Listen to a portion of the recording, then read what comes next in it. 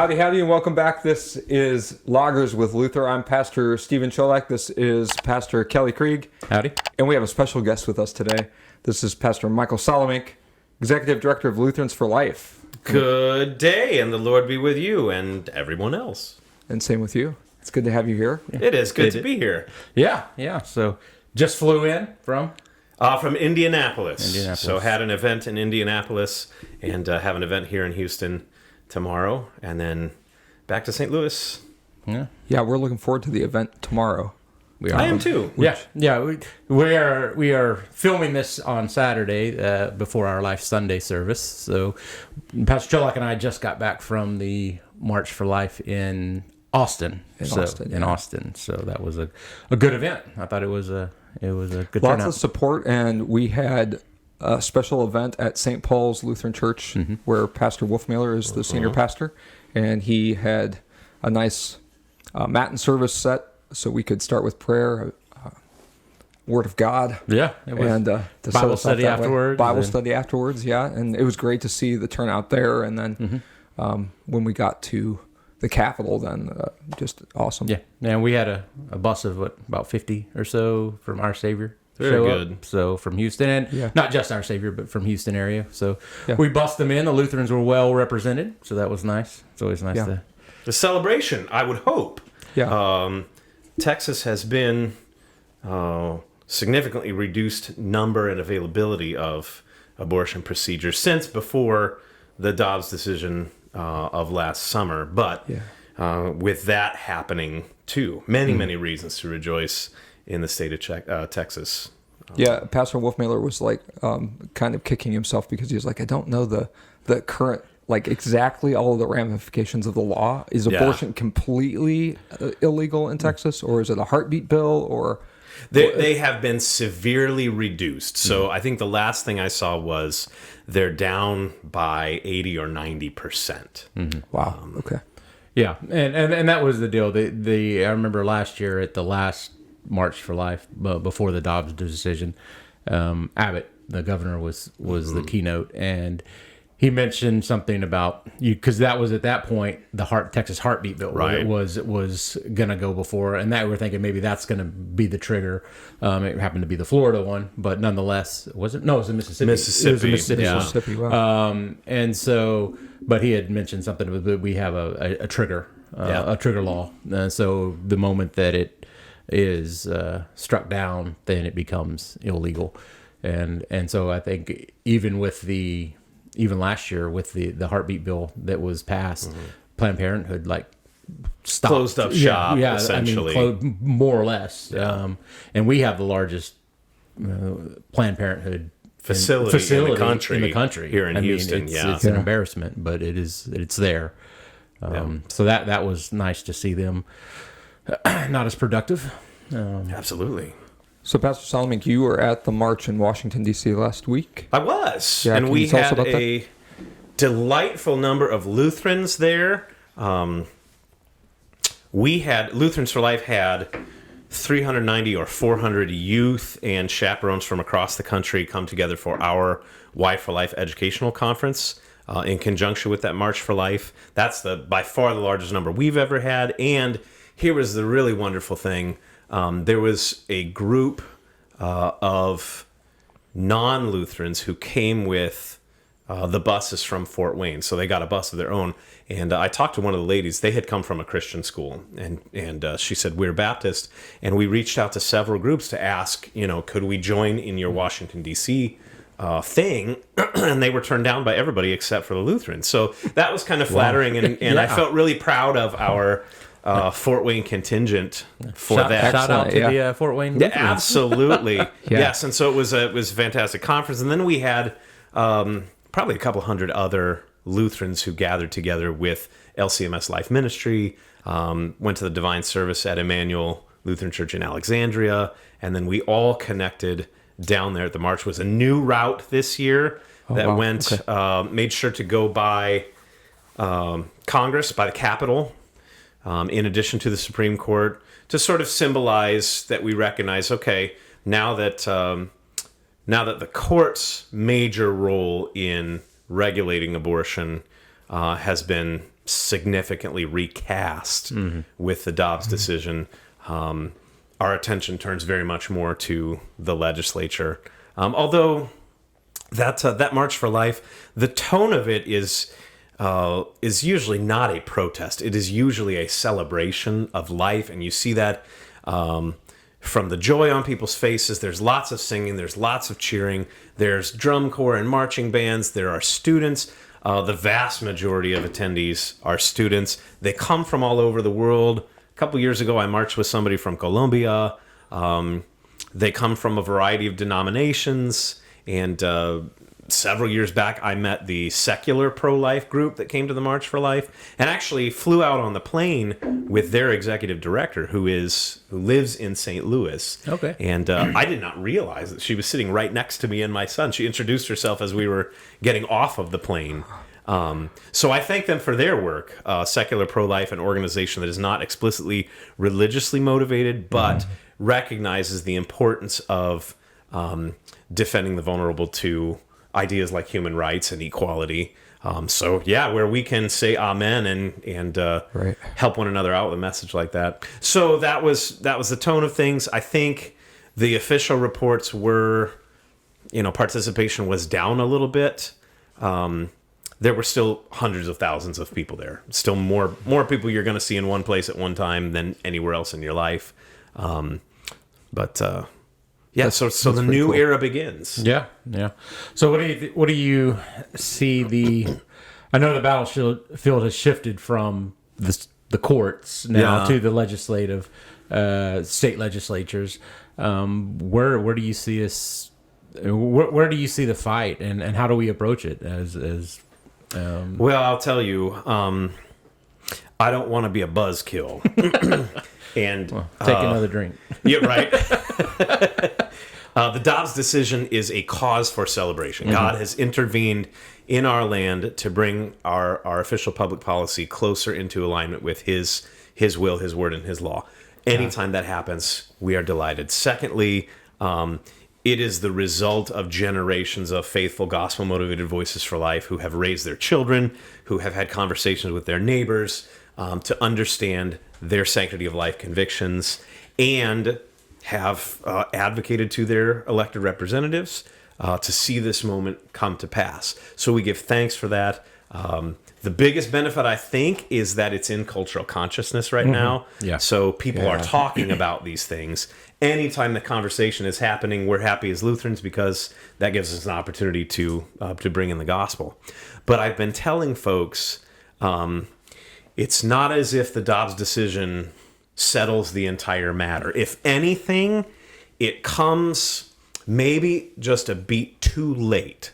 And here's why. During the pandemic, for the first time, the proportion of abortion procedures that were chemical or medication abortions exceeded 50%. Yeah. I don't think we're going to look back on that. I think it's going to continue to increase. The number of surgical abortions are going to decrease.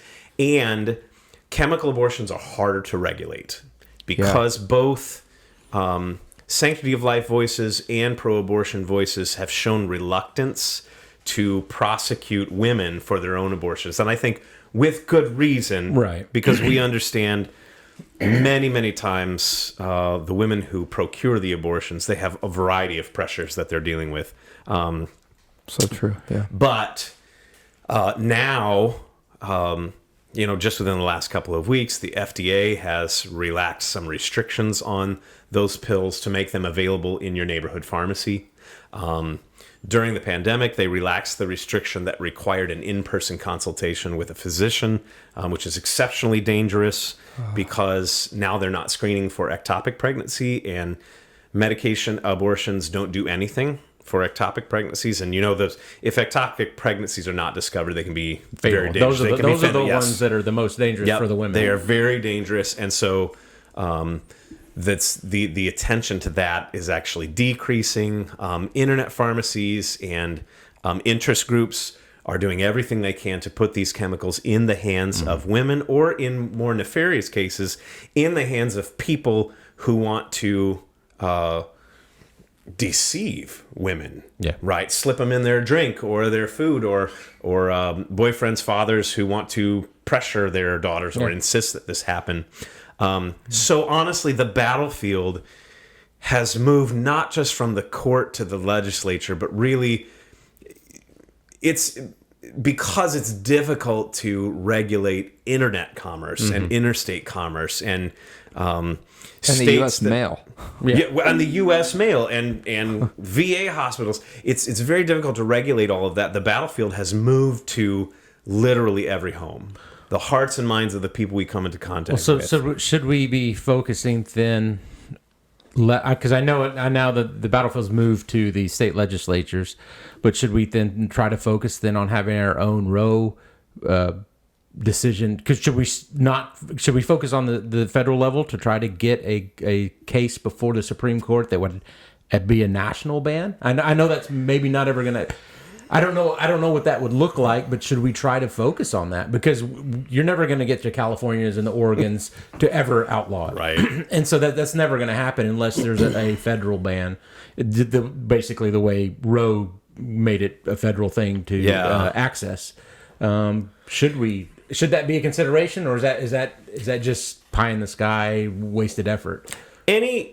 We should always work towards laws and public policy that protect the most vulnerable citizens, right? If we're going to have any laws at all, the very first ones should be you can't take advantage of the body of somebody who cannot defend themselves. I mean, that's just, you don't have to be a Christian or even religious to understand that is good public policy. If you want a strong nation, you have to shore up the least of these. But in terms of the church, where our efforts should be devoted, yes, continue to advocate to your elected representatives. But what matters most is continue to teach our kids, continue to educate our congregations to understand what we believe, why abortion is wrong, why it's a bad idea, what is better, right? What solutions to surprise pregnancy does God have in mind that are better? What resources and assistance can we give to one another? And then having conversations person to person with your daughters, with your sons, with your neighbors, with your brothers and sisters in Christ, to let them know, first of all, the dangers of completely unregulated abortion or abortion in general, and the other alternatives that there are. Unfortunately, I feel like what it's going to take is, with the increase in chemical abortions, there's going to be more casualties. Yeah. It is the literature, the research is out there, the statistics are out there. Chemical abortions have a higher rate of complications than surgical abortions, to the point that sometimes they actually need to be followed up with a surgical abortion. But there are over 24 women who have died from chemical abortions in the United States, and I fear it's going to take more of those casualties before the culture pays attention. What's that time frame? Those 24? Do you know? It's since 2000. Since 2000. So we're talking about the last 2 decades. Yeah, okay. Yeah, but that's an average of 1 or 2 people a year who are dying unnecessary deaths, especially because some of those could be mitigated if we were just sharing information. Well, the argument always for abortion and keeping it legal was, well, because you're going to have the back alley abortions and the women are going to die. Yeah. But what I mean. I don't think we're going to see, dozens of women's deaths because of botched abortions. Because I don't think that's going to be the uptake. That was never a real argument. I think it was always a straw man. But I think we will start. Like I say, we've already seen them. I would assume that's going to I think you're absolutely going to see more of that. The question is, are people going to pay attention? Yeah. Is the powerful abortion lobby going to sweep those statistics and things under the rug? When we were dealing with abortion clinics as the primary centers where these were taking place, we could monitor those. And even though they weren't regulated by the state very well or by the federal government, we did have witnesses on the ground who were paying attention to, when is an ambulance being called and getting information about that. But now that it's taking place in the privacy of homes, bedrooms, and bathrooms, there's even more incentive and opportunity to sweep that kind of under the rug. And I want to be honest, we're talking about loss of lives here, and not only the lives of the children involved now, but the lives of the mothers. The chemical abortion procedure is ripe for abuse by, like I said before, fathers, boyfriends, husbands, and women are going to be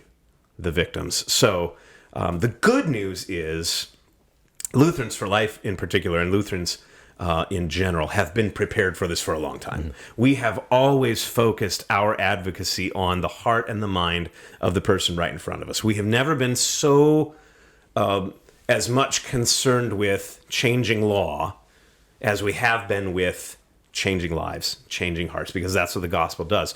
Where hearts are changed, laws will change as well. And that's always been the strategy, because that's the mission of the church. So now it just becomes even more incumbent upon us, which is why it's great that the Dobbs decision has kept this in cultural attention, because now we have an excuse to talk about it. So you keep mentioning the gospel and the Bible, and maybe for some of our viewers that may just happen upon this from YouTube's algorithms or whatnot. Let's hope. Right? Yeah. Why are we against abortion? What does the Bible say about abortion? Well, first of all, I think everybody inherently understands there is something special about human beings, something special about life, something that makes us different. In religious terms, especially as Lutherans, we believe that what makes human life precious is not necessarily any particular capacity or accomplishment of a human individual, but what God the Creator has done in investing human life with special things. So the way that the scriptures talk about God's involvement in creating human beings, using metaphors like knitting us together, fashioning us like a potter to the clay. So this very intimate, meticulous picture of somebody working directly with their hands. That is extended to every human being in scriptural terms from the moment of fertilization, that God is intimately involved in that he wants every person to be here. He has a purpose for their life. But then even more central to Christianity, the person of Jesus Christ, right? We talk about the incarnation of the Son of God. So Jesus becoming a human being, God joining his life to human life, started at fertilization, right? Jesus, even before he was born on Christmas Day, was conceived in the belly of his mother, the Blessed Virgin Mary. That's an important doctrine. It's central to the Christian church because that gives human life its sanctity, right? Human beings are God's special creature created for his own enjoyment so that we might share in all the blessings that he has. And so God sending his son as a human embryo and baby gives that dignity to every human being, whether you have 2 working arms or 3 of them or none. If you are irritating, you smell bad, and you look like a truck. If you never believe in Jesus Christ. Why did you look at Pastor Cholak when you said that? I invite him into my house. Right. And, inhospitable. Can you believe these guys? Yep. Yeah. And that contrasts with the way that the culture defines the value of human life, which is based on your age, based on your appearance, based on your abilities. And I think folks inherently feel there is something unjust about that. That sort of framework has led to atrocities like slavery, like the Holocaust.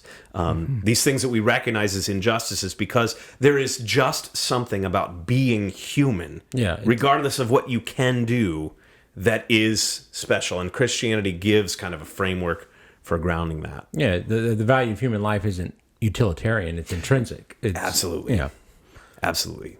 And Christianity ultimately is the source of that. And so you would expect that we would best express that. And that it is our joy and our delight to do that. Greg Seltz, who is the director of the Lutheran Center for Religious Liberty, was on the ground outside the Supreme Court on the day that the Dobbs decision dropped in June of last year.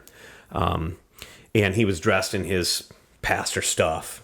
And a person from another perspective, a young man, came up to him and said, "What are you doing here? You're a man. You shouldn't have an opinion in these matters." And Greg Seltz said to him, "Buddy, I'm here for you, right? I'm here because I believe your life has a purpose. And I want to defend that whether or not we agree. And so then started asking questions, have you ever felt like there's something special about you? And the guy engaged him in conversation. And by the time they completed the conversation, the guy walked away and said, "You've given me a lot to think about." That's the kind of thing that we should be doing, is just proclaiming that for the person right in front of us, gaining a hearing, because it's not about being right. It's not about shutting someone up or proving that we're superior. It's about speaking the truth and sharing love and life with the person right in front of us who's a gift. Yeah, and I think that's a good point. We have to be engaged in the conversation. Mm-hmm. If you're not there, if he's not standing there in those steps, that conversation doesn't happen. Yeah, he never gets the chance to tell this person who may have been waiting all their life for somebody to say, "Hey, you have a purpose, you have a value, and I want to defend that." That's a fantastic opportunity. Yeah, and the patience to be able to stand there. I mean, in so many circumstances, you get like attacked, and you're like, you want to attack back, but to be able to just defeat it by. My counsel for that to folks is, I understand what that situation is like, right? When you're there, and sometimes it happens in person. Sometimes you'll experience this while you're scrolling through social media, or you see something on the news, and your fight or flight response kicks in. I got to shut that person up. I got to tell them why they're wrong. I got to defend. Yeah, right. The inner keyboard warrior comes out. The keyboard warrior comes out. I got to defend the cause of truth. And my counsel to folks is, look, I understand how difficult it is in that moment to marshal your intellectual resources and figure out what's exactly the right thing to say. Usually, things go well if you stop and ask a question, right? Because remember, the goal is to build relationship and engage in the conversation to gain an opportunity where we can proclaim the value of human life directly to this person. It's not just cute little babies and dear old ladies who are precious. It is sometimes the irritating person who is right in front of us. And that's where the rubber hits the road. And my favorite question to tell people to ask is, would you mind sharing with me what makes that so personal for you? Right? That opens up a door for them to talk about what their objection really is. Very rarely is it the sort of intellectual sound bites that we hear. Usually for folks, they have some kind of personal connection, and we want to be able to speak to that, to honor whatever trauma or care they have for someone close to them or for themselves, and then shine the light of God's love on that sort of thing. So, how much does fear and the unknown play into these? You ask, why is this so personal to you? How many times is that the issue? And of course, the arm of the church that's out there is the mercy arm. Let's help. Yeah, let's take fear away. Let's. More so than ever, I think popular media, especially news media, have become brazen in stoking fear. Yeah. It's always been a part of the business, and we've got to remember the news media are in business. The journalists are not there to tell you the truth; they're there to sell you a product. And we've got to remember that because a lot of the rhetoric around the sanctity of life and life issues is dictated by news events, news commentators, public figures. They traffic in fear, right? And as we saw in the pandemic, fear can spread very quickly, can be very, very powerful, intoxicating to people as a motivator. That's what makes the Lutheran contribution to the culture's conversations about the sanctity of life so distinctive and valuable. Because even on the pro-life side of the issue, there is a lot of fear and anger that drives people to these conversations. Lutherans intentionally and consciously bring a voice of joy and hope that says, hey, man, what this is about people, it's about relationships, it's about celebrating every human life as a gift and a privilege and doing what we can to enjoy that, to share that life together. I think that is where the church can have a huge impact, because that kind of joy is sorely lacking. And younger generations especially are recognizing that. You see a lot of what we call in philosophical terms nihilism. it's kind of this belief that, well, the world is broken. It's shot anyways. I don't have a real chance at human flourishing. So, I'm going to make sarcastic jokes and hope that I die sooner rather than later. There is a real pervasive attitude amongst young people today, Gen Z and younger. That means they are hungry for the message that the church can bring and say, hey, wait, don't give up. There is a better option out there. God brings something that you can have to look forward to even in this life. Yeah. I mean, in nihilism, it's the sister of despair in theological terms. I mean, for the believer that just despairs and just gives up hope. Yeah. The nihilist is, there is no hope. Right. And it's like, what does it matter? A comet hits the earth and we're all gone anyway. So, it's just this idea that nothing matters. You have no worth. For the Christian, for the person of faith, that despair comes when typically, I guess, whenever you just put yourself under the law so heavily that I can't do this. I can't fulfill this. There's no way I could ever do this. And the gospel's never there. And I think that's going back to your original point, or one of your points you made earlier, is being present, being there in those, works of mercy, to be in the situation, to be boots on the ground, to say, I'm here. Here's the gospel. Oh, absolutely. Here's the gospel. Christ died for you. You are forgiven. You are forgivable. And even beyond that, not just to communicate to that person who may desperately need to know they are a gift and a privilege, but to receive the gift and the privilege that they have to bring. Yeah. Right? To recognize, I'm not just here because I need to improve your life, but you are here because you make my world better. Yeah. Right? That God has, whatever disagreements we may have, even about Christian faith, God has placed you here. He's brought us together because he has gifts that he wants to give us, and that includes me. And so I want to share life with you. I don't just want to change your mind. I don't just want to save you from an awful fate. Ultimately, I'd like to have you as part of our company for all of eternity, right? So approaching people with that genuine kind of happiness that they're here and anticipation of, hey, how is God going to bless us through our interaction today? This past week, maybe it was, or maybe it was even at the end of last week, we had the passage from St. Paul where he says, when someone does something bad to you, be nice to them, right? Yeah. And be happy and joyful, and you're gonna put burning coals on their head. Yeah. Your enemies that way, right? And just these Christians are weird. They're doing these joyful things in the middle of a thing that should just evoke anger, and we're just different. And it does. Let's be honest, right? We are still in the flesh. It's not like we don't feel the anger and the fear, but in the Holy Spirit, in the life of Christ that lives within people of faith, there is something else as well. And that Holy Spirit wrangles and wrestles those forces of the flesh to bring us true blessing that we can share with others. And I think, just anecdotally, after the march today, there was a little art shop right on Congress. My wife wanted to go with my daughter to see it, and I was like, I just want to go home. Yeah.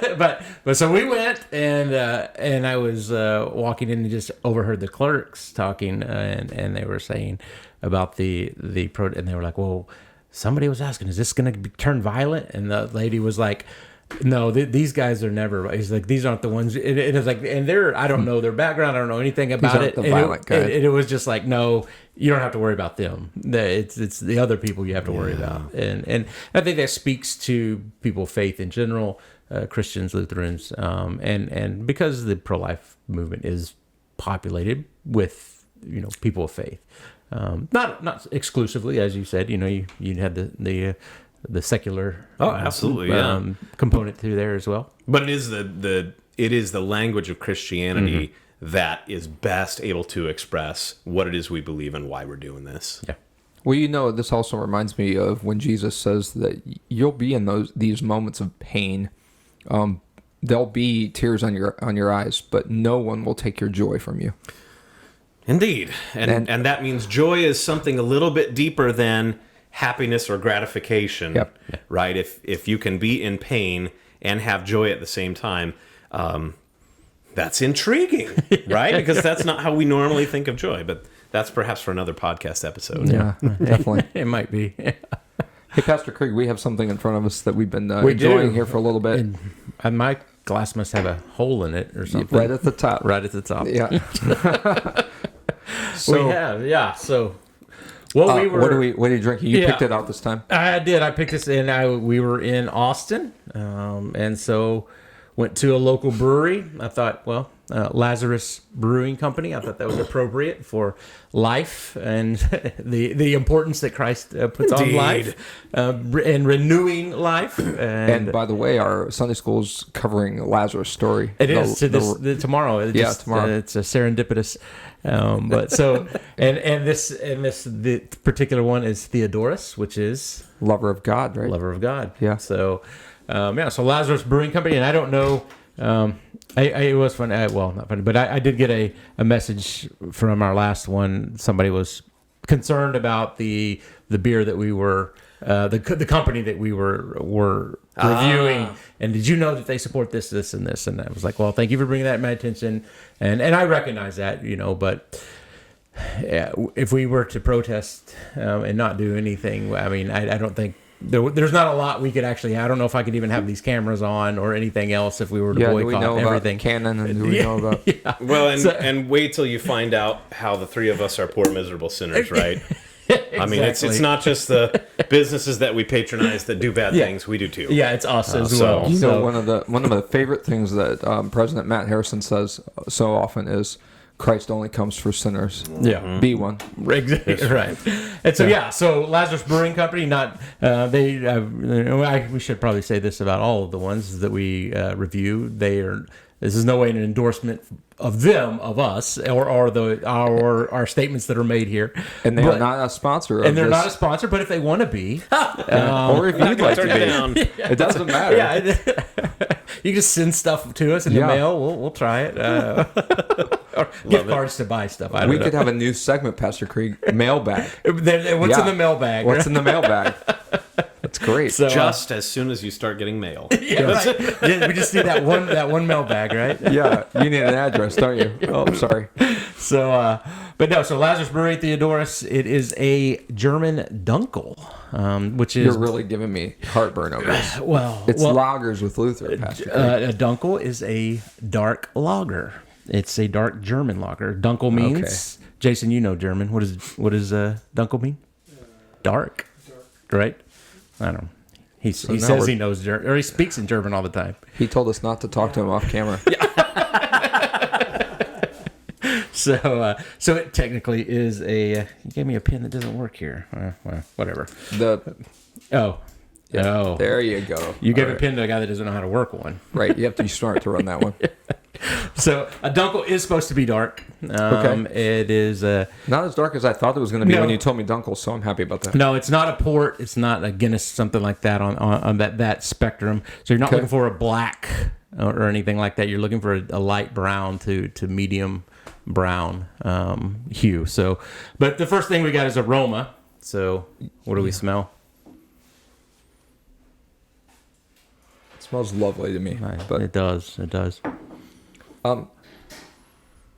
It's not hoppy. I'm used to hoppy beers, and that's one of the I guess the aspects of Dunkel. You're not going to get that. It's a low hop. You're going to get more of the, I guess, breadcrumb kind of consistency. Okay. And you're also going to get a caramel and a chocolate, and that should come through. And there will be bitterness. Do you guys do you smell caramel? Well, I don't know if the aroma. It just. I wouldn't say that. You're not going to smell it. Maybe the taste. Breadcrumb, Jason. Do you smell breadcrumb? Jason's glass is empty. Well, go get another beer because mine's going to be empty here in a little bit. So it does not smell as, and so I can be the amateur, right? The guy on the street perspective. You're right. You're man on the street. Yeah. It does not smell as wheat-y. No. As some beers do. Yeah. Yeah.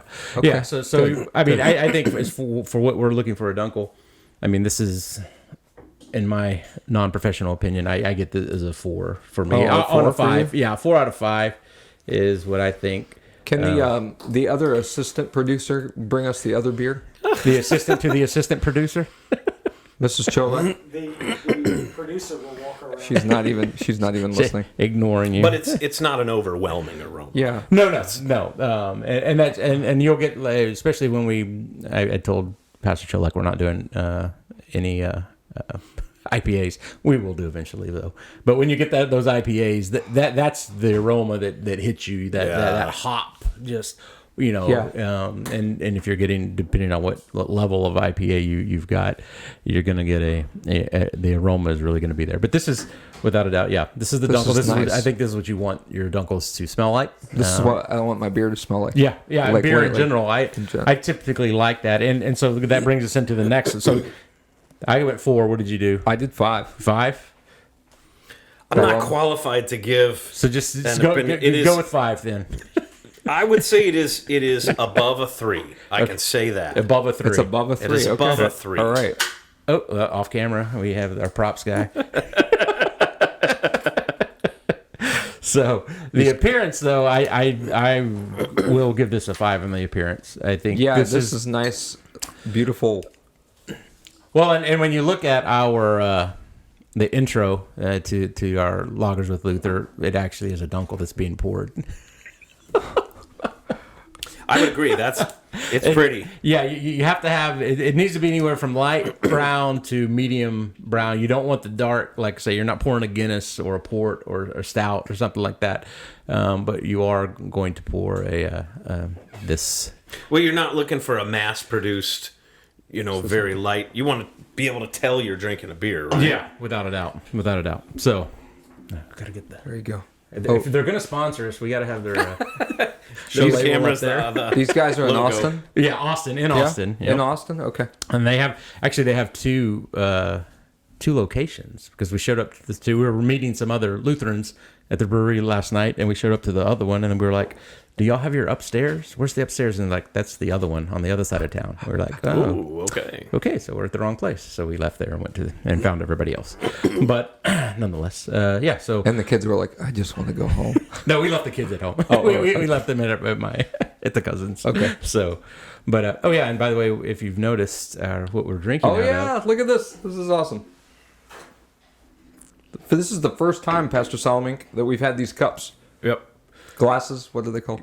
Pints. Pints. Yeah. So the logo. So the Very, logo is now very officially nice. on our. Yeah. Yep. So it almost looks like we know what we're doing. It's professional. Yeah. Serious. It's kind of scary. So drinkability. Drinkability. I think that's pretty high on my. I do I've too. been enjoying it too. What you want for a Dunkel is there needs to be a little bitterness, not overwhelming. You should get a hint of like I say, either caramel or chocolate. I'm not getting the caramel on this Okay. one. And I'm not really in this one. And it's that roasted almost that Yeah, there is a sense of roasted. yeah. There's a little sweetness to it, Yeah. but also a little spicy. Yeah. Oh, yeah. Yeah, you got that. I mean, I think It's good balance. it is. And see, I always do the Pastor Cholak gets mad, and I do a 4.5, and he's like, "Oh, we're going to do decimals now." It rounds up. It rounds up. Okay, I'm going to do a 4.5 too. That was very. I think I would give this a 5. All right, a 5. Look at there. For drinkability, I could have this with a meal. Yeah. And it'd be very refreshing, or after workout or being outside. Well, and that's the good thing with the Dunkel. They do pair well with a lot of things that you're going to The other meals. thing about drinkability is that I've noticed is how well it holds up as it gets warmer. Mm-hmm. Right? Yeah, I like. I've never had a warm beer. Does your beer get warm? Yes, yes, it does. If you heard that off camera, Stephanie The was laughing assistant at to her the husband. producer in the other room. Hey, we got somebody serious here, so let's. The one who knows my beer drinking habits.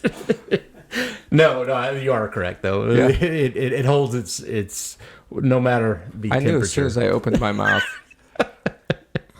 So yeah. Beer would pour in. Yes. Prost.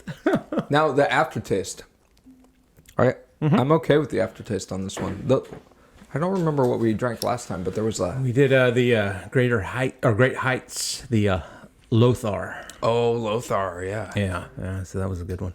It's like so close to Luther, but not. No, it was a German Pils. That's why you have to choose that. Yeah. Right. So, but no, I think the aftertaste is good. I think it leaves the taste I'm you gonna go want. with 5. It's not. There's, like I said, you don't get hit with a hint of something like, whoa, wait, what was that? And there's nothing. There's, like you said last time, there was a little bit of almost like I wouldn't say residue, but there's that aftertaste that you kind of want to wash away. But it was a good beer. I mean, in case Great Heights still wants to sponsor us. Yeah. I mean, Nope, you sunk want them. to wash away that aftertaste with more Lothar. Yeah, with more Lothar. And so, but we're on Theodorus today. So, but yeah, I think it's a 5, without a doubt. I would agree with that. Yeah. Honestly, it finishes very well. It is not offensive in its aftertaste in that it sticks around and ruins everything else that's coming after it. But the memory of what you drank still feels refreshing. Yep. No, I like that. I do. So overall, Can we tag Lazarus to let them know? I do. Okay. I will tag them with Good. All right. with my computer skills.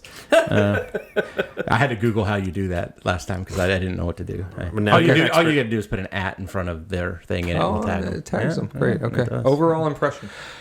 Overall impression, I think it's when you're drinking a Dunkel, I think this is what you want. Yeah, I like Dunkles, and so and I've had some of the other ones that I'm comparing this to in my mind. This holds up to the ones that I've thought were the best Dunkles I actually I've had. feel a bit of guilt for putting drinkability as 4.5. Like it needs to be a 5. It needs to be a 5 all the way around. Yeah. So Yeah.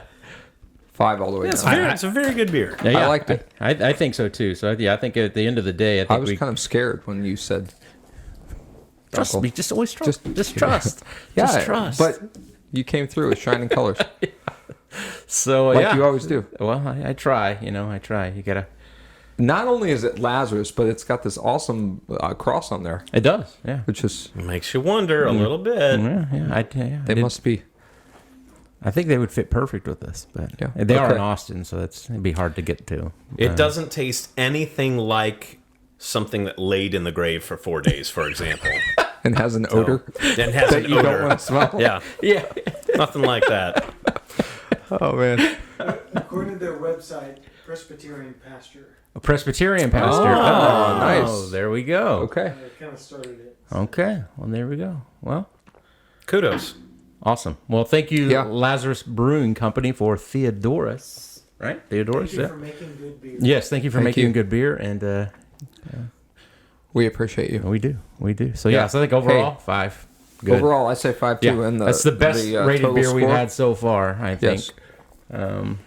Now, just to complete our beer tasting segment, we should say that we have a Luther quote that we Yes. oftentimes look at here. Whoever drinks beer, he is quick to sleep. Whoever sleeps long does not sin. Whoever does not sin enters heaven. Thus, let us drink beer. Prost. Prost. The word that you said. Yeah. Okay. All right. Well, awesome. That was good. Yeah, that was. Okay. Where did we leave off?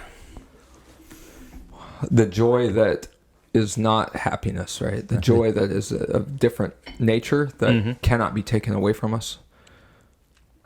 We talk a lot about joy, and I love how you have mentioned twice or maybe 3 times now about the nature of the march is joyful, and how that sort of is.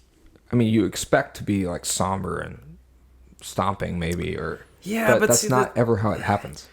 At its best, the entire spirit of the pro-life movement, but especially of the Lutheran participation in the pro-life movement, is not primarily protest or even demonstration. It is celebration, right? The sanctity of life is about how every human being is a gift and a privilege, that we enjoy life. It's a blessing from God, and we want to share it with other people. And that is as revolutionary as anything that Christians have to say, that life could be joyful, and that there is a joy that exceeds satisfaction or gratification or indulgence.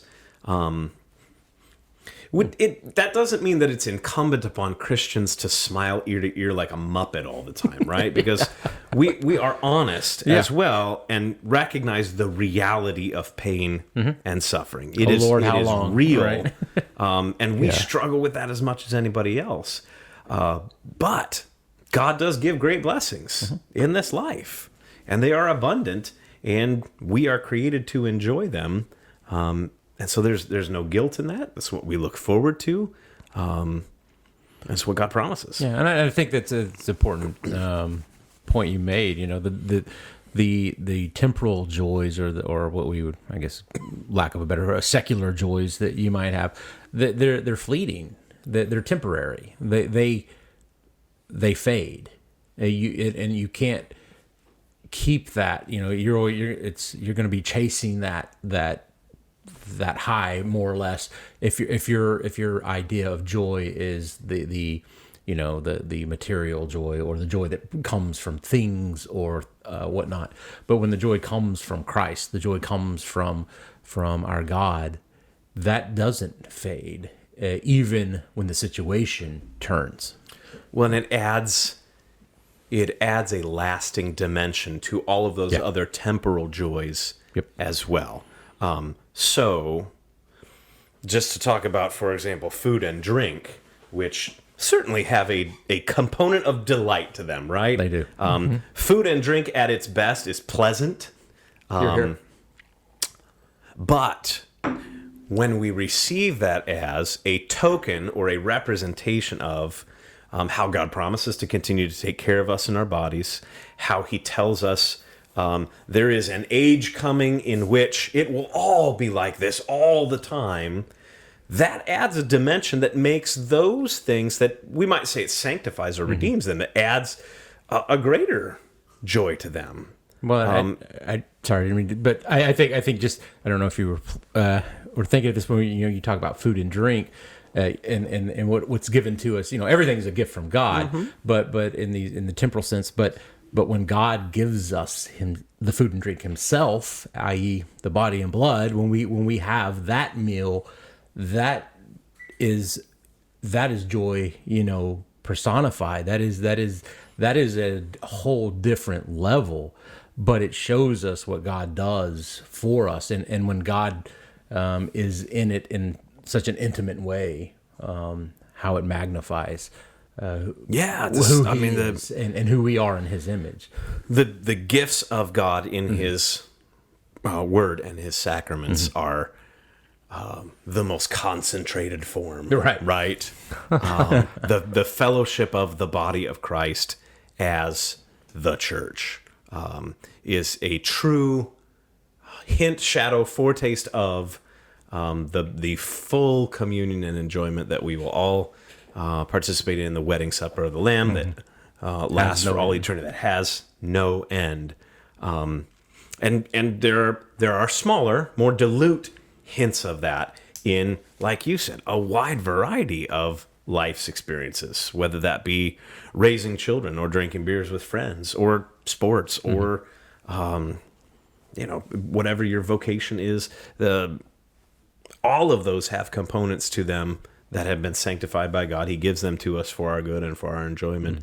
And so Christians have that message to bring in a time when people are despairing, or they have become numb to genuine enjoyment of life, or seeking to fill a void and overindulging, overcompensating, using those temporal blessings for things they were never intended to be used for. Then our message becomes all the more appealing to people. Perhaps the most important thing anybody can do to advocate for the sanctity of life is to celebrate the blessings God has given to you, right? And to celebrate those in a way that we make them available to the people around us. And that's why I use the phrase share life. Share those blessings with people. When you speak well of your spouse, again, it's not that we have to be dishonest. To be sure, married life with another person has its difficulties, but those are far outweighed by the joys and benefits that come with it. Life with your children, life with the people around you, even being able to serve somebody in need in their time of suffering or deficiency has its own joy that comes with it. And that is contagious. Well, and I think that goes to the root of, I mean, it's one of the reasons we do what we do in the life movement is to experience that you have to have life. And so it's like, this is something we're not trying to, this isn't just for the elite few or the special, this is for everybody. Every human being. This is because every person that is conceived is created in the image of God. And so we want to have that person to experience what you just talked about. At its most basic, the sanctity of life is the ultimate human equality and dignity, because it elevates every person. There is no discrimination because we're not comparing. We're not judging on the basis of how big you are or what you can do or what the circumstances of your existence are. We really do extend this to everybody. You've said this a couple times, but just to pick up on it, a lot of times people will claim that we are just anti-abortion, and the pro-life movement, as we've been talking about it, isn't just about babies, although a very important component of it. This is life. Everything all after the way. that, you have to have the baby first, right? Exactly. Yeah. But anywhere the dignity of human beings is undermined, we will speak into that. So we are recording this episode only a day or two after the video of Tyree Nichols' death in Memphis. Whatever the circumstances of that are, sanctity of life people should be able to look at that and say, something has gone terribly wrong here. This is not how it should be. Human beings do not deserve that kind of treatment in ordinary circumstances, right? And so to say, can't we do better? Is just as much the cause of the sanctity of life as cute little babies. Because it is not just about controlling behavior. It is about a perspective on human beings everywhere around us. So what are some of we've talked about obviously one of the major components is the abortion, the right to life. But what are some other areas that Lutherans for Life are focused on outside of that initial abortion argument? Just earlier I was in Indianapolis, and we had an all-day mini conference seminar workshop with a congregational group there. We talked about abortion statistics at the very beginning, but very quickly then proceeded to talk about marriage and family and love, relationships, sexuality and gender. There's a lot of confusion about that in the lives of the people around us today. And what is the purpose of the human body? Why are we male and female? And then we spent some time talking about the end of life. How do we handle our own suffering and the suffering of people around us in a way that confesses what God has done to give value to this experience, to this person? We could talk about living with disabilities. We could talk about, the purpose of citizenship. Politics often go along with the sanctity of life movement. It's not all of what it's about, but the idea that my civic voice serves the well-being of my neighbor. How do we engage in conversations where the disagreement is respectful, but still honest, that does not gloss over the problem or demonize the other person? We could talk about reproductive technologies like in vitro fertilization or surrogacy. We could talk about the the framework by which we understand the purpose of medicine and healthcare. All of those things are aspects. We could talk about racism. We could talk about poverty and homelessness. All of those have aspects of the sanctity of human life to them, and Lutherans for Life seeks to equip people to be able to respond to those situations in gospel-motivated ways. Yeah, I think that's and that's what we've started a life team at Our Savior. Well, I guess when I was in seminary, you helped me start one as a vicar. Got that going. We did it at St. Michael's, and then we got the one at the seminary. At the seminary campus. And so, and then now we've got our own life team here at Our Savior. Can you just hold that thought and let me say that you have an awesome team, and particularly I want to give a shout out to Michelle Bauman. Absolutely. Who's doing Y for Life, the youth. Yeah, who works with the student division. Yep. Right, and we've started a youth outstanding life team at Our Savior, and it's just been cool working with her. And kids love the sanctity of life. They get it, and they get it for the right reasons. They understand the world is going to be a better place when the weakest among us is defended, when fairness and equality is genuinely upheld. So yeah, Michelle's done a fantastic job. Yeah. Awesome. No. Go ahead. Well, and that's true. And so, but one of the first things that we did is as a life team was to invite in a speaker from Camp Hope, which was a veterans organization that helps with PTSD and suicide. Absolutely. Yeah. And it's like we want people to understand that this is what we do. We're not just an anti-abortion group. We are a life group from womb to tomb, and it's like that's because God gives us this life, the richness of it. Yep, in all of its dimensions. And we want to protect and we want to be able to give people an enhanced life through the gospel and through God's words and recognizing His blessings. And so I think that's important that people recognize what Lutherans for Life does. It's not, like I say, it's just not focused on abortion.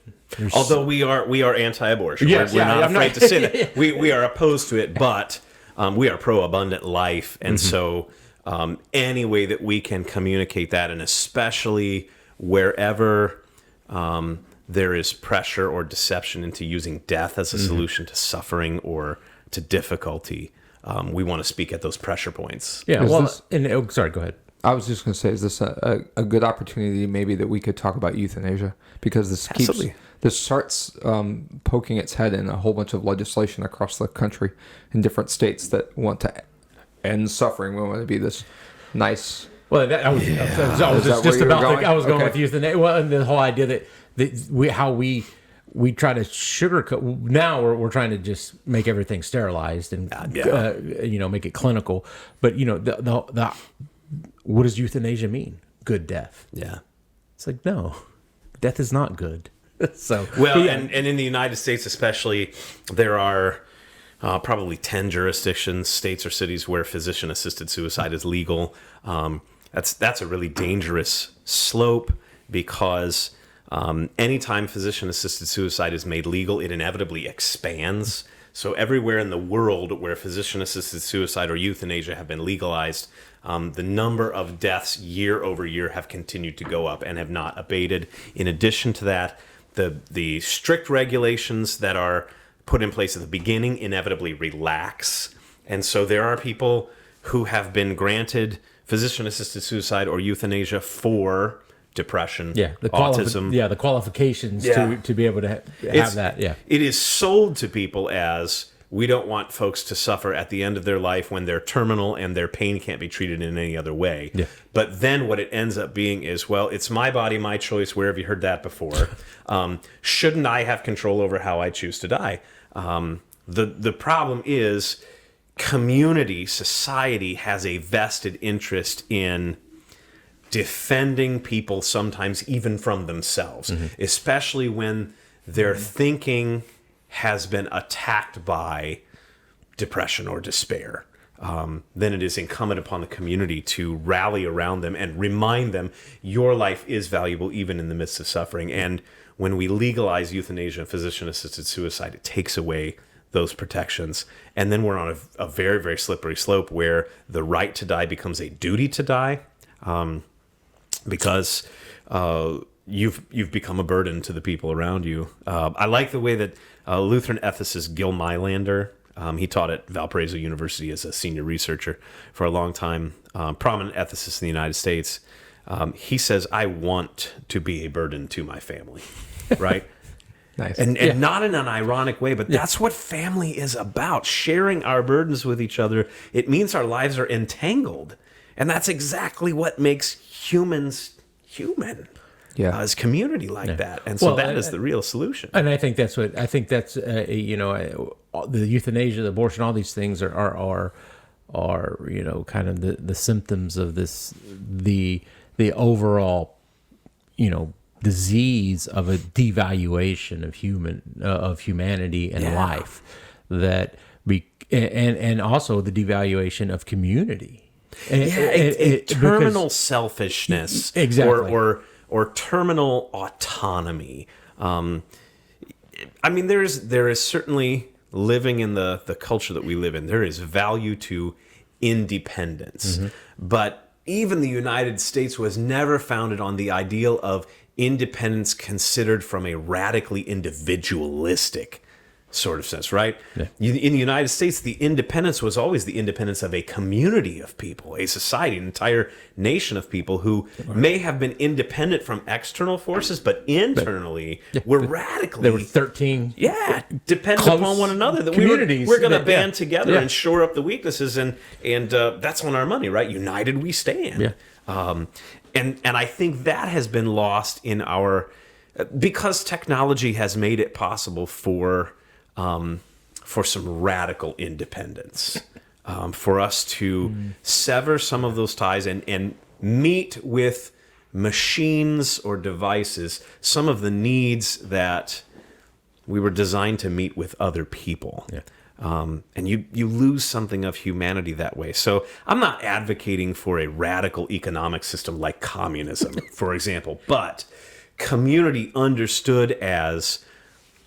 I have strengths and I have weaknesses, and you have complementary strengths and different weaknesses, and when we band together, we're stronger. But not only that, there's a certain joy that comes from being in life together with other people. And I think that is wired into our DNA, and that people instinctively intuit that. Well, and I think it goes back to your point you were making as well earlier about, with Celts being there on the steps. You got to be engaged. You got to be in the middle of the fray. And for us as Christians, as people of faith, I never know when I'm going to need somebody to lean on. And if they're not there, I can't lean on them. And I also don't ever know when somebody's going to need to lean on me. And if I'm not there, they can't lean on me. And so it's the idea of community, the idea of being together as a family of God. And that used to be part of the ethos of our country. It still is in some families, in some cultures around the world. There's still a very healthy, robust sense of community. I just think in our time, in our context, there are some very real threats to that. And I think physician-assisted suicide, euthanasia, absolutely is one of those. One that we continue to need to pay attention to, because the advocacy lobby for the legalization of physician-assisted suicide, called Compassion and Choices, they're well-funded, they're well-organized, they're very active. Are they the same one that used to be originally were the Hemlock Society? The Hemlock Society, but that doesn't sell. That doesn't sell. No, it's not a good marketing thing, so they changed to Compassion and Choices. And so we need to be active, especially as the population of the United States and really much of the West gets older. And this is happening because of medical advances, quality of life improvements. People are living longer, thanks be to God. Yeah. But birth rates and fertility rates have gone down, which means that we have more old people than we do have young people. And because they're living longer, they're making up a more substantial proportion of the population. The baby boomer generation, for example, is past retirement age now. They're entering their twilight. This is going to be a real issue because the limitation of resources is going to become more critical. Well, and I think it goes to the point. It shows who we were in our past, because in the past we did understand the sense of community and having banding together to be able to take care of those people. Yeah. And now, as we have become more individualized, we don't want the families. I don't need a family till I'm 45, because I can't have all the fun I want to have before then. Yeah. And so we have a smaller population, and So juxtapose that to suffering. We have a different understanding as Christians of what suffering is, but oftentimes the world thinks, oh, if I'm suffering, then my worth is lower. I must have done something wrong, or I am a hindrance and an interruption. Like Kelly was saying about sanitizing. One of the side effects of prosperity is a lowered tolerance for suffering, right? When times are good, we forget how to endure bad things and the value that there is in that. And let's be honest, the 20th century, for all of its atrocities, times have been really good for the human race. Right. And I think maybe we have lost a sense of connection with the value of suffering together. Right. Yeah. Suffering has value as sacrifice, as character building, but it also has great value as relationship building, as bond building. And so Christians, our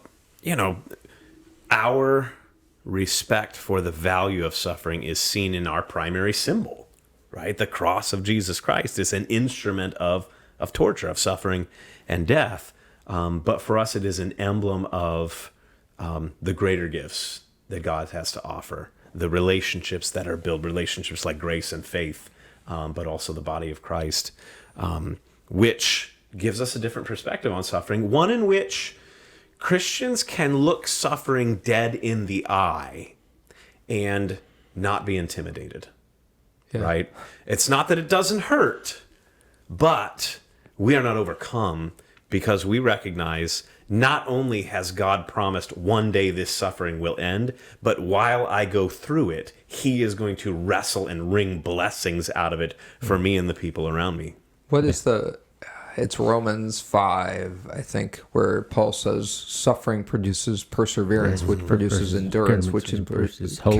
Character produces hope. Yeah, Absolutely. We stare. I love how you said that. We stare this dead in the eye, and we're like, "This is hope." I'm not afraid, Yeah. right? I am not afraid of suffering. I will not be overcome by it. But like you said, even while the tears run down my face, right? We don't want to minimize the fact that it genuinely hurts. And when suffering is an indication that something has gone wrong, God himself grieves that, right? It's the phrase, "this is part of God's plan," is a tricky one. It's a tricky one because it often gets used in times of suffering. And I don't know that suffering, pain, those were ever God's plan. I think those are means that he uses because it's there, like a surgeon in a jungle environment might only have rusty instruments, right? And so he does the best he can with that and saves lives. That's how God works with suffering. But suffering was certainly not God's idea, and he does not will it for people. No, without a doubt. I mean, when you look to God's idea and his plan was, you look to the garden, you see what he did, and there was no suffering. There were no thorns. It's like I grew up in West Texas where we had to, if you couldn't go outside in the yard because there were thorns everywhere. Right. Like if you've ever stepped on a goat head sticker, you know what that is. Yeah. And it's just like, oh, so bring on those Legos any day. Exactly. And so I always, when as a kid, my always vision of the garden was like I could just run in green grass. It'd be like barefoot, and not have to worry about stepping on any stuff, right? So all of that, there was none of that until we invited it in, until we did that, and I think we were at St. Paul's today, and I think it was a good analogy when Pastor Wolfmueller said when he bites down on that apple, that sound of the apple is the breaking of the world, of creation's creation's neck. And so And that's what it is. And we invite that suffering. We invited that suffering in, and now God is trying to get us through it. Well, we can stare, not trying, but is getting us through it. We can stare the suffering. I'm captivated on this. We can stare that suffering down because we know someone who has suffered everything for us and overcome it, and so is walking through it with us. I think Christians underappreciate the shortest verse in the Bible, right? We usually remember it as the answer to a trivia question. Jesus wept. But what a profound statement. Back to Lazarus. I was going to say, shameless plug for a sponsor. Great, you guys are professionals, yeah. But what a profound statement that that God is willing to go through the awful right beside us.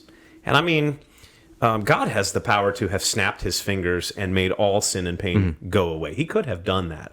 But he chose to come among us in a way that is more like somebody sitting down beside you in the gutter, putting his arm around your shoulder and saying, I know how much this hurts. We have a God like that because that's what builds bonds. And that's what God's concerned with most of all, is building bonds of trust between us and him, and then bonds of service and sharing between us and each other. And that is, even in the midst of suffering, I would submit human beings do not have a pain tolerance problem. Right?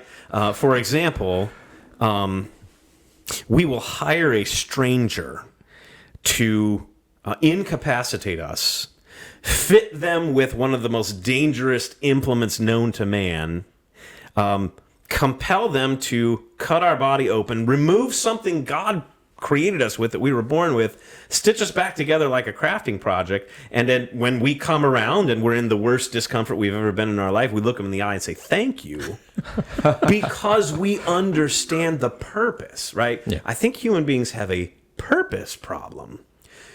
Jesus gives purpose to our suffering. He says, number one, this suffering is going to bind you to God, who suffers with you. Number two, this suffering is going to be a service that you provide to the people around you, by which they are going to see how much God cares for them. And when we understand that, that is what gives us the confidence, the courage to say, okay, it's going to hurt like hell, but I will not be overcome. Yeah, bring it on. Yeah.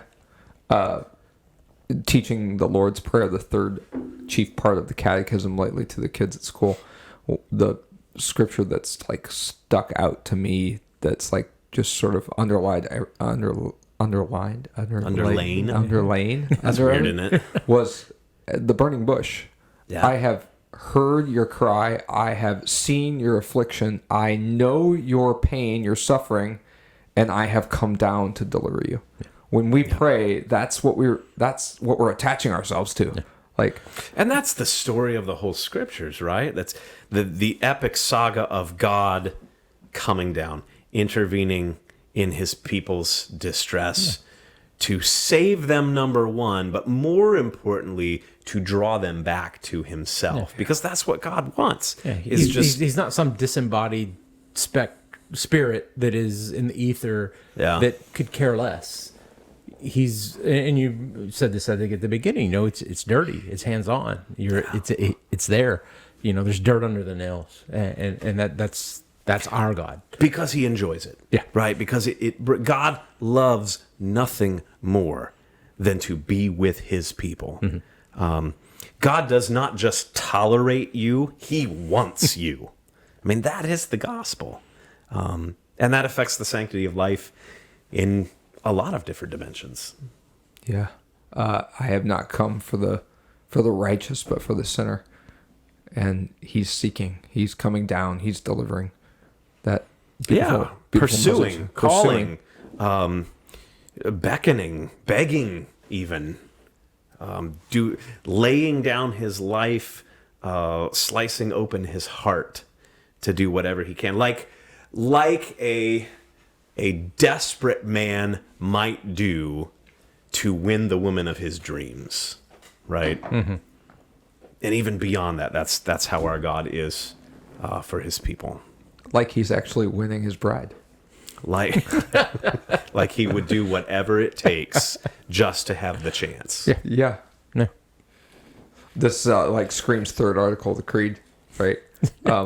I believe that I cannot by my own reason or strength believe in Jesus Christ my Lord and come to him, but the Holy Spirit has called me by the gospel, enlightened me with his gifts, sanctified and kept me in the true faith. Right? That this community that you talked about a little while ago, put us all together. That's what the Lord wants.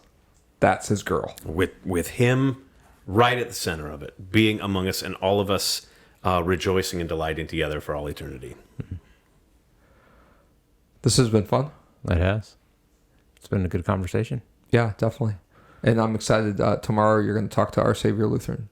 Yeah, we're going to talk. So there are three different engagements. First, I'll be sharing the sermon at the morning service. I'm going to talk about our theme for Two Lutherans of us for took Life. the day off because of you. Thanks. Yeah, I know. So thank you very much. Blessed for life. Let's have another beer. Secondly, I'll be with the students, the youth. Yes. We're going to talk about some sanctity of life things. Cool. And then thirdly, in the afternoon, we do an abortion apologetics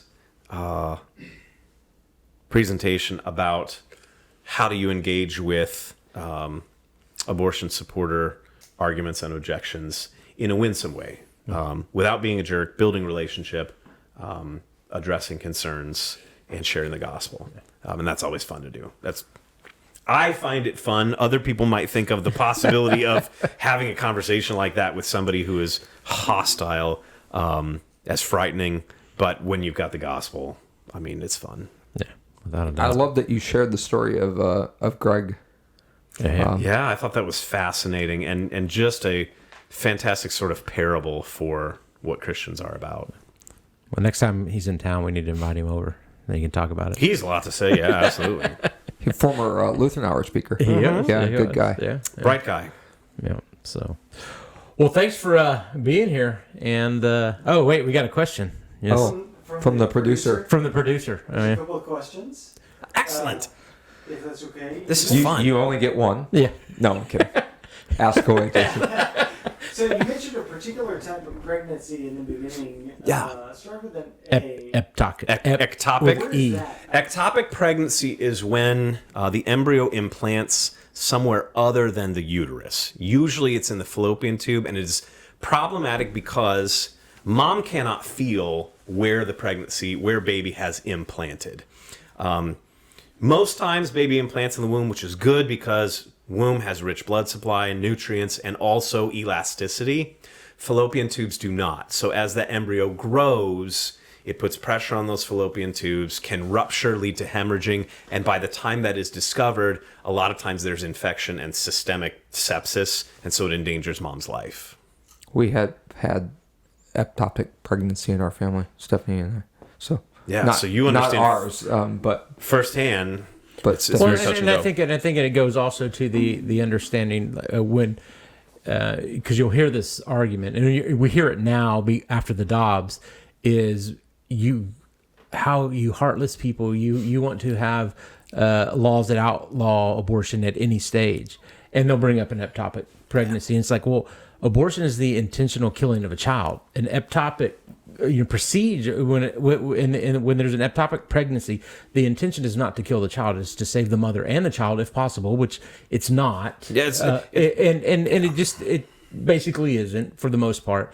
But one or the other will. I mean, they'll both die if you don't. And most, I think, OBGYNs or whatever doctor performs that procedure, if they can preserve the fallopian tube, they will. Most of the time, it has to be cut out. Yeah, it has to be removed it has because to be removed. embryo is so entangled in there. But if it's able to be preserved, because they understand the value of life, at least, and the importance of that mother and that family, And her fertility. and her fertility to be able to continue to bring forth life. Yeah, But the point of the whole thing is it's not an intentional killing of the child, and so I think it's just a straw man when people come up to you and be like, well, you just so what about when the health of the mother, and it's like, that's Did you know abortion is absolutely never 100% never necessary to save a woman's life? exactly. Never. Sometimes it may be necessary to deliver the baby, but like Kelly said, abortion has the added goal. Like abortion's single goal is to produce a dead child, right?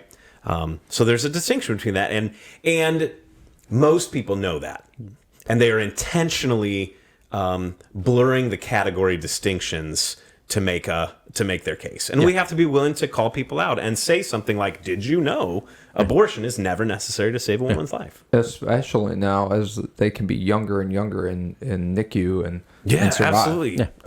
21 weeks. Yeah, that's I think the record, or as it's it almost stands now. half. Yeah. Yeah, exactly. Question number 2. Question number 2 from the Peanut Gallery.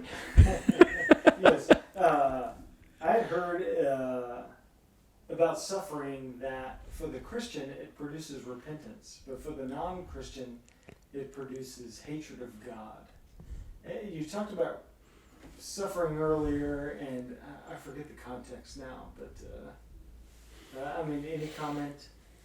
Yeah, I mean, suffering when it is viewed through the lens of the law, that is God's work of telling us what we should do and what we deserve when we don't do that, absolutely focuses us on our own insufficiency, right? Suffering brings us to the end of our ability. For a person with faith, that is going to be opportunity for repentance, but also opportunity for trust, right? So that's why I say suffering can draw us closer to God, because we cry out to the only one we know of who can do something about this. Absolutely, the law produces rebellion and despair in the hearts of those who do not know the gospel. So yeah, it has all of those effects, sometimes on the same person. So last comment, and I'm a layman here, but I've always argued that it's better to exist than to not exist. But I've read in Daniel anyway, some are created for destruction. Is that fair? Is that I don't know if you want to go there. Yeah. I don't know. So, There is language in the scriptures like that. How we make sense of that is delicate. Lutherans will say we ought to run to the God whom we know, right? The God who says every human being is precious and Jesus has died so that you might be in his family, in his kingdom forever. Because outside of Jesus, God is very frightening. And statements like some are created for destruction is very frightening. And so we run to Jesus and we trust that there are some things that we simply do not have the answers to. I would say that the bigger problem is in the times we live in, there are some people who genuinely believe it is not better to exist. Like it is better to not exist. And that's more of an uphill battle, because the truth is we live in a broken and fallen universe, and there is a lot of suffering.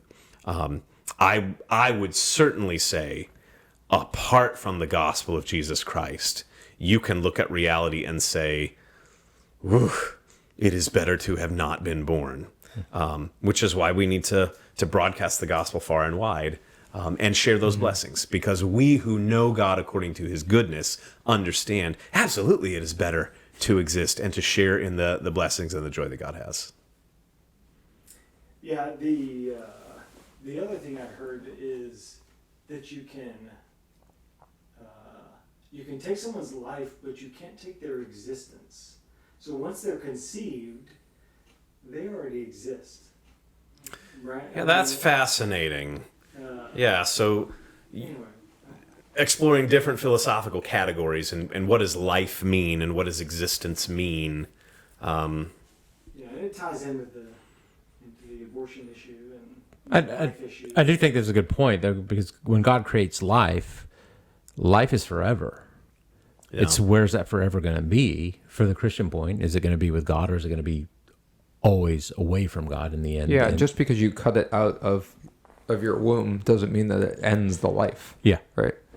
Well, and more than that, it doesn't mean that it eliminates the impact, right? Right. So because of the way that God has constructed humankind as community, there is no such thing as a personal choice, right? Everything you do has ripples that affect other people. And that means every life that comes into existence has effects. Even if mom never knows she was pregnant, baby miscarries 30 minutes after fertilization, there's impact to that we cannot see because we don't have God's perspective on how everything is interconnected.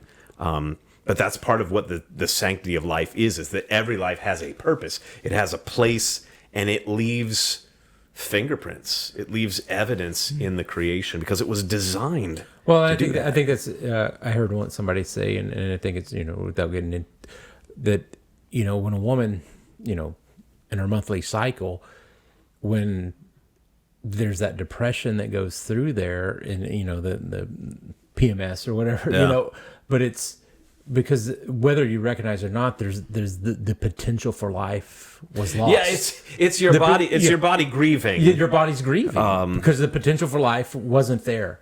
Yeah, and it was missed. And so I think that's important that we recognize that and when it manifests itself. And absolutely. Yeah, I think there's a sort of a holy spiritual side to that. Yeah. When you started off, you said that God knits us, like you were talking.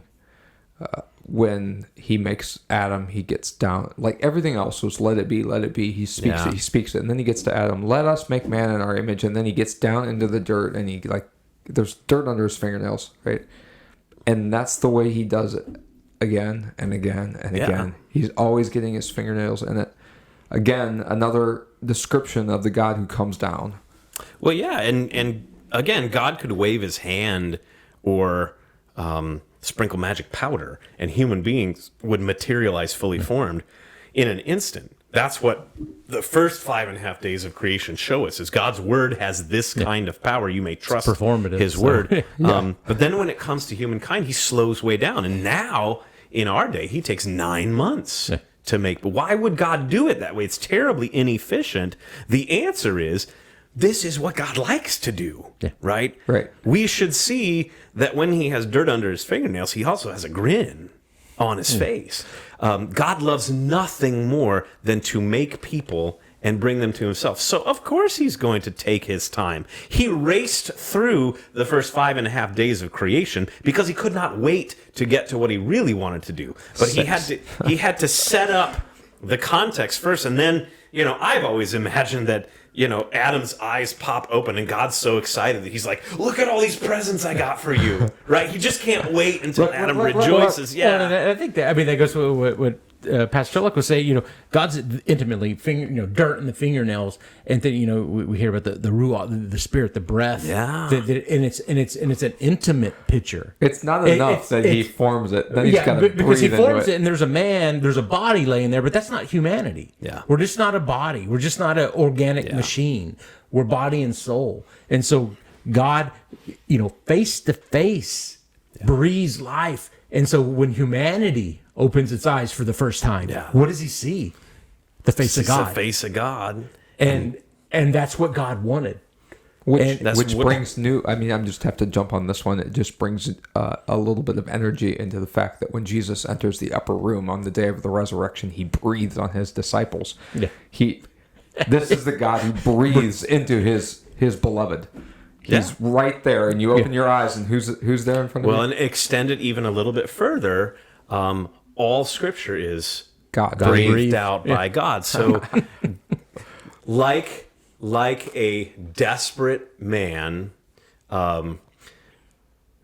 mortgaging his dignity for the woman that he loves, God has to be around us all the time, breathing on us. He can't wait to kiss his beloved. And that's what the Scriptures are for us.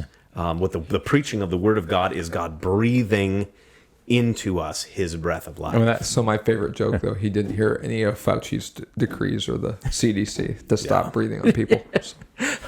Well, and to bring it around, so God gives us this, and that's who he is, and so it makes us God lovers. Theodorus. Oh, nice.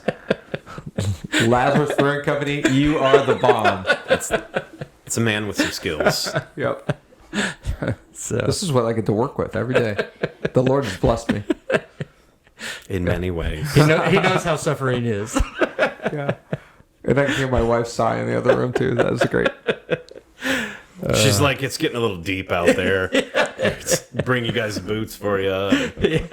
So thank you for joining us. This has been Loggers with Luther. Our special guest was Pastor Michael Salemink. He's the executive director of Lutherans for Life. How would people find out more information about you or get in contact with you? Yes, www.lutheransforlife.org. Spell the word for, life.org. That's our website, has contact information for me and lots more information about the gospel as it connects to the sanctity of life. Thank you guys for the invitation, opportunity to be part of just a delightful conversation and fellowship as well. Where are you heading next? Home tomorrow after here, but then next weekend I will be in the Thumb of Michigan. And then throughout February, I'll be in Phoenix and Las Vegas, Nevada, and Ann Arbor. And Back to the thumb. it is a great time to be Lutherans for Life. Awesome. Well, thank you once again for being here, Pastor Cholak. You should subscribe, hit the bell, give a comment, do all that kind of stuff. A special thanks to Jason Stevens, our producer, and our assistant to the assistant, Mrs. Stephanie Cholak, who is in the other room. We appreciate all of you. So, well, I guess until next time, I'm Pastor Krieg. I'm Pastor Cholak. And I'm Pastor Salemink. Have a blessed day. God bless.